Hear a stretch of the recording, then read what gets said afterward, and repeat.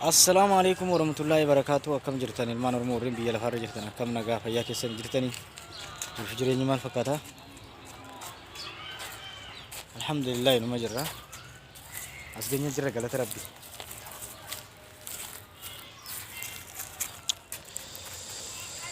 Alhamdulillah Rabbil alamin as geenye jirra. Harallee kun iddoo bareedaa tokko jirra. Iddoon kunis baay'ee nama gammachiisa, baay'ee namatti tola. Haalli isaa bareedaadha, baay'ee namatti tola. Nama gammachiisa baay'ee. Akkasiin isiniin jaa jiruuf jireenyi maal fakkaata baga jiraattanii tamaam shawaroo laayik godhaa, siraaf godhaa, koomentii illee jalatti kannaa yaadannoo qabaattanillee jalatti nuuf barreessaa, nuuf katabaadha. Akkasiin isiniin jaa jirtu garuu baga jiraattanii isiniin jaa jiraachuu waan guddaadha. Inshaallah akkuma kana duraatti wal jajjabeessuun itti fufuu qabna. Amma keessaaf kaampaanii YouTube waan haaraa eegalee ijoollee baay'ee irraa beeksisa kaasaa jira. Waan isaas nama galaa hin jiru.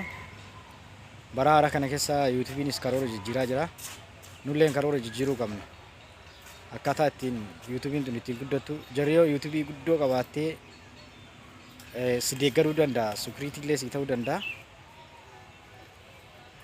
Raguddaan keenya banneemuma dhiifnee an akka mataa kootiitti banneemumaan dhiisee irratti hojjechaa hin jiru. Viidiyoos bareedduus maxxansaa hin jiru. Viidiyoo babbareedduu yoo irratti hojjennee maxxansinee fakkeenyaaf ijoolleen haalli mijateeffaa wanni nu hojjennu gosuma tokko waan ta'eef warreen biraankii fa'aa hojjechuudhaaf haalli mijatuuf biraankii fa'aa silaa irratti hojjettanii irratti maxxansitanii baay'ee bara ammaa kana ijoolleen birrii guddaa argachaa jirtu, doolaara guddaa argachaa jirtu. Warra biraankii irratti hojjechaa jiru. Ijoolleen keenya biraankii fa'aa irratti hojjechuudhaaf yaalaadha. Waan haaraa fa'aa irratti hojjechuudhaaf yaalaadha. Namoonni danda'u immoo amma yuutuubii